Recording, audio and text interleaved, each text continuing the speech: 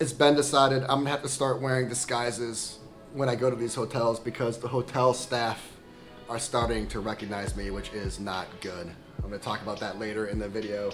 And specifically, am I too harsh? Am I too harsh? Am I a mean person when it comes to rating these hotels? I'm gonna touch on that later. I just wanna jump in and say hello. I haven't really talked to you guys like one-on-one on this trip. I mean, I've done like some comparisons and I've done a few videos, but I haven't had the time to say what's up. I've been video editing a lot during this trip, and that always takes away from the time that I could be doing something else. I've talked about that in videos before. Opportunity cost. What you're doing right now is opportunity cost of what you could be doing. So whenever I am video editing on these trips, it always takes away from my ability to create more content. So that's something I need to fix. Eventually I'm gonna have to get a video editor or something like that. I'm rocking my Winona State sweatshirt today. I'm trying to get it in camera for you.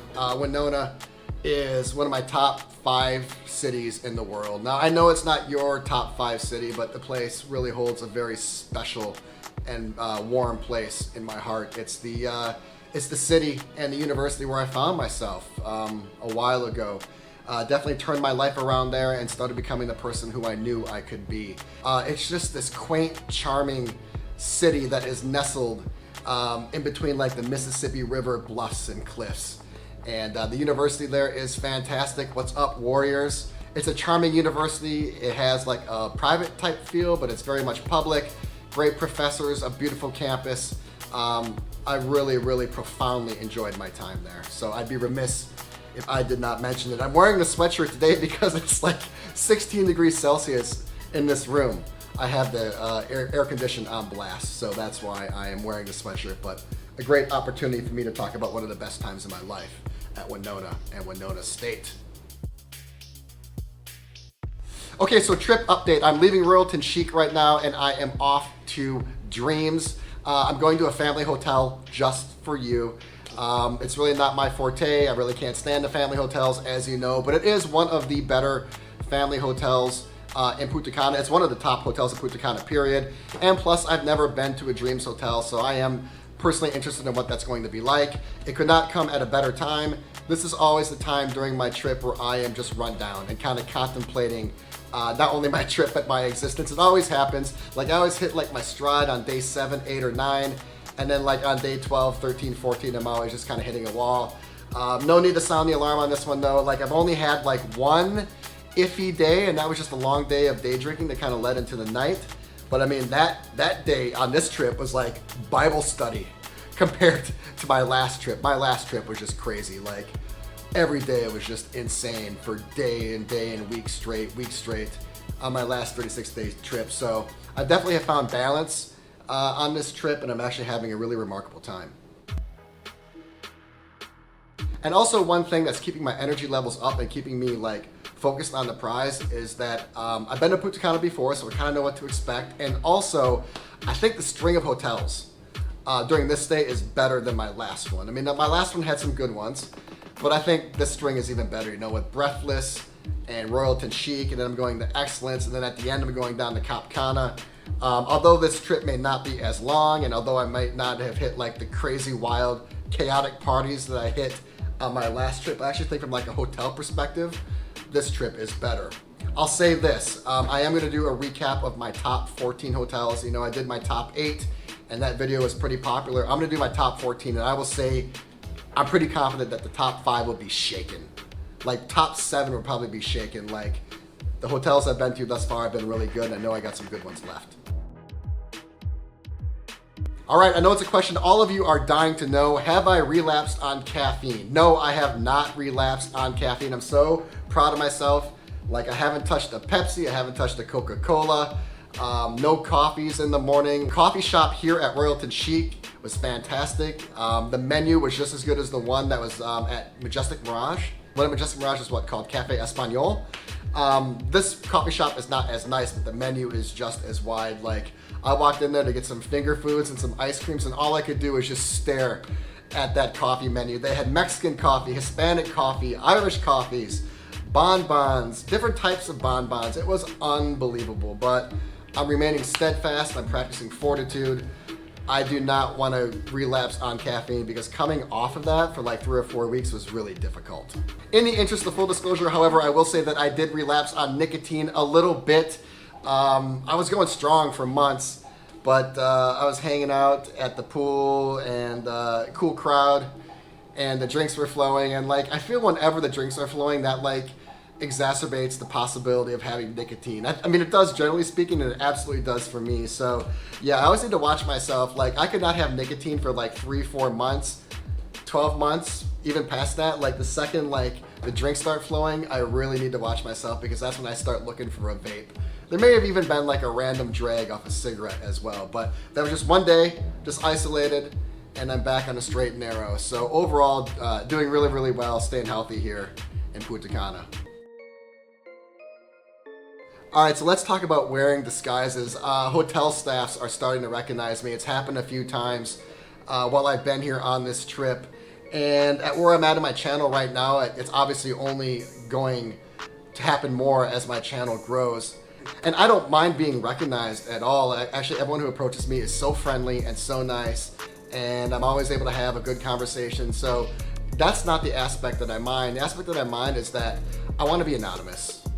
And I don't want anyone to know what I do because I just want like the traditional actual experience. So like the second I'm spotted, you know, they can make a phone call, talk to my butler, talk to the front desk, talk to whoever, talk to management, and I don't know, like make sure they just roll out the red carpet, sometimes without even me knowing it. I have kind of seen that already, and it's not something that's ever going to influence me, but I just don't want them to do it. Like I just want to blend in.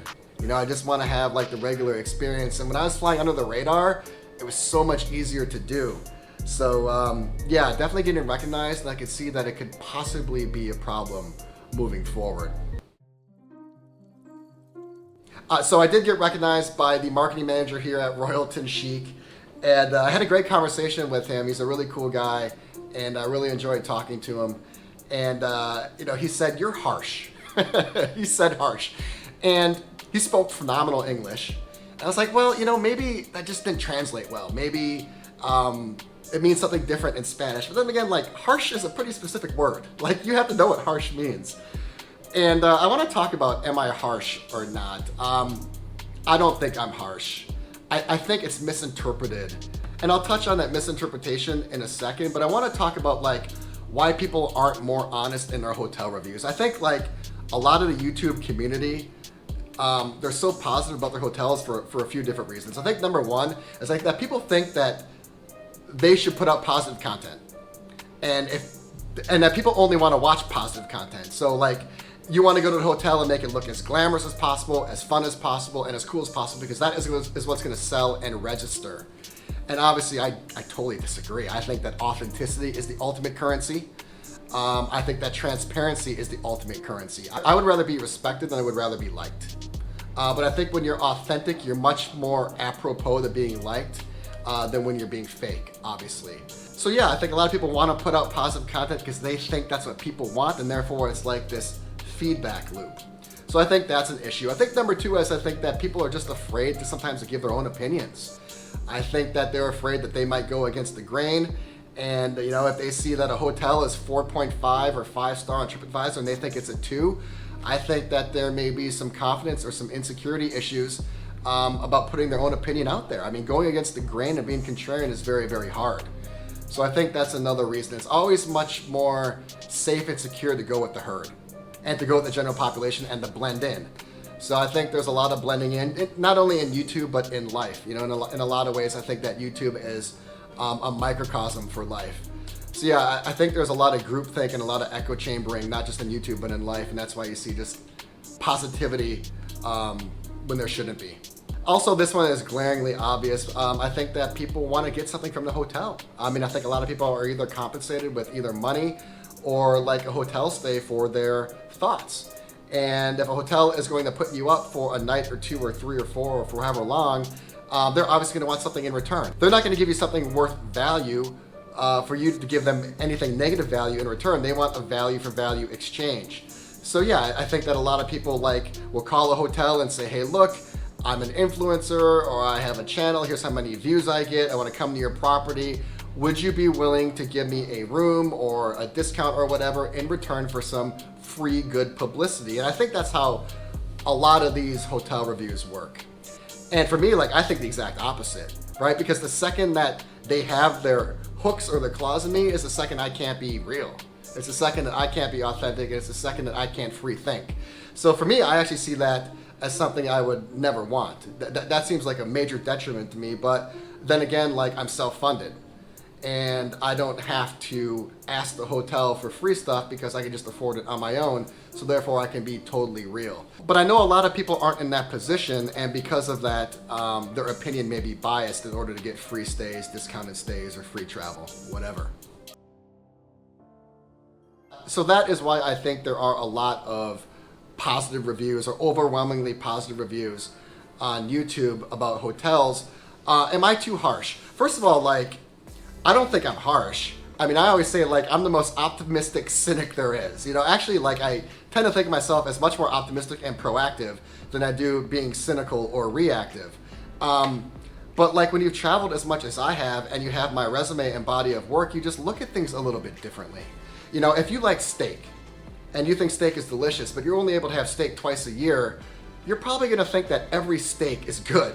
And also, if you only have 2 steaks a year, you're probably not gonna be able to discern the differences between a good steak and a great steak, and a great steak and an elite steak, or all the different nuances between the elite steaks.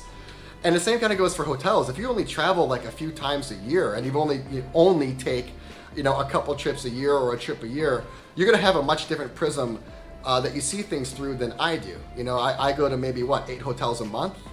And I've been doing this off camera, off YouTube for a long, long time. So I think just my paradigm is much, much different. So if I get to a 5-star hotel and it's not 5-star, I know it immediately.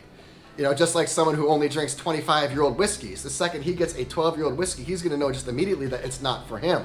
And there are a million other comparisons or metaphors, but you get what I'm saying. So just because I've been doing it for so long, I just know what I like and I know what I don't like.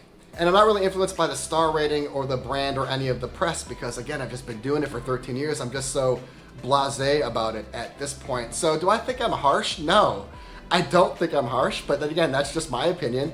If I don't think I'm harsh, but 98% of you think I'm harsh, then I guess I am harsh. But I don't see myself as harsh. I see myself as real, honest, authentic, objective. I want to like every property. I do. I want to come in here and give every property the best rating possible.